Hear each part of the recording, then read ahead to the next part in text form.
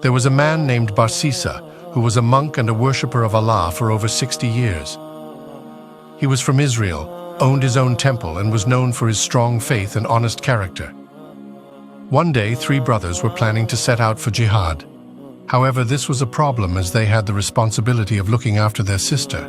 They didn't know what to do with her, as they knew they could not take her with them, but also couldn't leave her behind alone. So they turned to Barsisa to look after her, as they knew he was a pious, trustworthy man who wouldn't try anything dodgy with their sister. They approached him and told him the situation and requested that he took her into his care. Barsisa feared that he would fall into temptation with the girl, and so he rejected the request. Shaitan visited Barsisa and told him, "How could you reject them? They came to you for help and you turned them away. Now another person will look after her and may harm her." So Barsisa returned to the brothers and told them he would look after her. However, he did not want her to live with him because of fitna, so she had to stay in another house next to his temple, and he would then go on and check up on her every once in a while. Barsisa would cook some food for her and leave it outside the temple for her to go and collect it. Shaitan again visited Barsisa and told him, "Don't leave the food outside. She has to travel alone and she is a very beautiful girl. Someone may attack her." So Barsisa started to leave the food outside her house and knock on the door and disappear so he does not directly interact with her. This happened for a long time as the brothers still had not returned. Shaitan once again came to Barsisa and told him, "The poor girl is still having to open the door and go out to collect the food. Someone may see her and hurt her." So Barsisa then began to enter the house, leave the food inside the house, and leave without uttering a word to each other. As time went on, they slowly started to talk and indulge in conversation with each other. The chats became longer and would sometimes spend the night over at the house.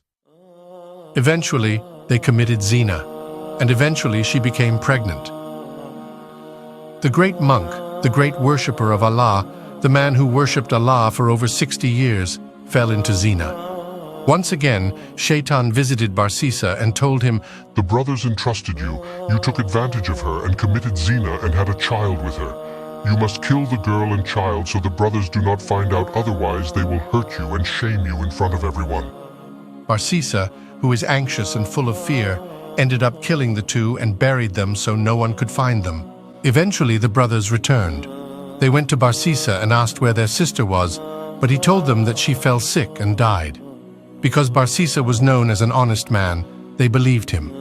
The brothers fell asleep that night and had a dream. And in the dream, they saw Barsisa killing their sister with a baby, as well as the place he buried them. They woke up in the morning and immediately went to the place that they saw in the dream and ended up finding their dead sister and her child. The brothers took Barsisa and told him he will be taken to court and will be punished. Barsisa is worried for his life and should make repentance to Allah. However, on the way to execution for his crime, Shaitan appears. He tells him, "Do you know who I am?" Barsisa shook his head. Shaitan says, "I am Shaitan. I am the one who got you in this mess, and I will be the one to get you out. So Barsisa, prostrate to me, and I promise to get you out of this mess." Barsisa, in complete desperation, prostrates to him.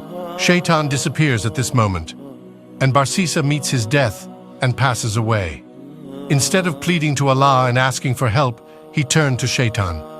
He died in the worst state, as he had just committed the worst sin a Muslim could do, shirk. All 60 years of his worship, wasted.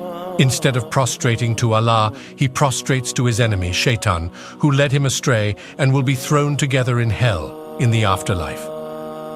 That is the end of this shocking story. If you have stuck to the end, why don't you drop a follow? May Allah bless you all. Till next time, inshallah.